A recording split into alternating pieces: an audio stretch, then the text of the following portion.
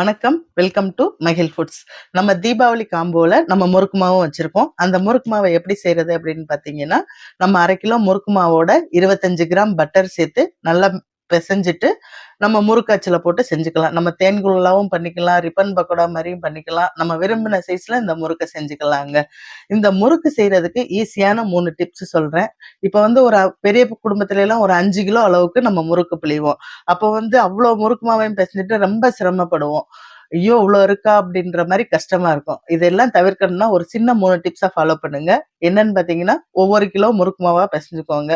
அப்பப்ப பெசையும்போது நம்மளுக்கு முறுக்கு மாவு உணராம பிழியறதுக்கு ஈஸியா வரும்.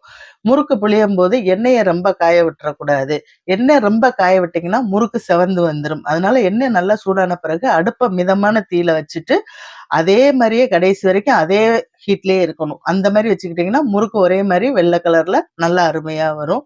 3வது டிப்ஸ் பார்த்தீங்கன்னா, முறுக்கு பிகினர்ஸ்க்கெல்லாம் அப்படியே சட்டியில பிழியறதுக்கு ரொம்ப கஷ்டப்படுவாங்க. ஒண்ணு கரண்டி பின்னாடி வச்சு ரெகுலரா அந்த மாரியும் செய்யலாம். இல்லாட்டி ஒரு சில்வர் தட்டுல எண்ணெய தடவிட்டு, ஈஸியா எடுத்து போடுறதுக்கு நம்ம தோசை கரண்டிய பயன்படுத்தி ஈஸியா எடுத்து போடலாங்க. இந்த மாரி 3 டிப்ஸ ஃபாலோ பண்ணிட்டு வந்தீங்கனாலே, ரொம்ப அருமையாவும் செய்ய முடியும், ஈஸியாவும் செய்ய முடியுங்க. நன்றி, வணக்கம்.